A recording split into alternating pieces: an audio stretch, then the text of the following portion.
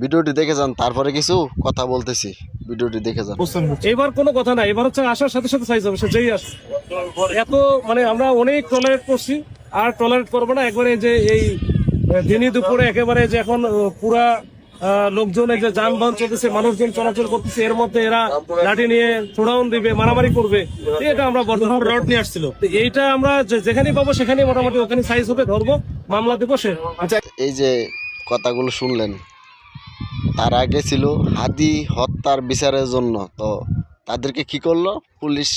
উল্টা লাঠি দিয়ে চার্জ করে, হ্যাঁ, তাদেরকে নির্মমভাবে গুলি আহত করে তাদেরকে হত্যা করার চেষ্টা করতেছিল, যেন জুলাইয়ের কোনো কিছু স্মৃতি না থাকে।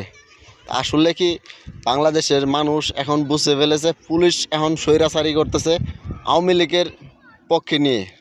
তো আসলে দেশ যদি ভালো করতে একমাত্র সবার আগে সংস্কার করে পুলিশকে একমাত্র বিচার আগে করতে হবে, না হলে দেশ এখন আর ভালো হবে না।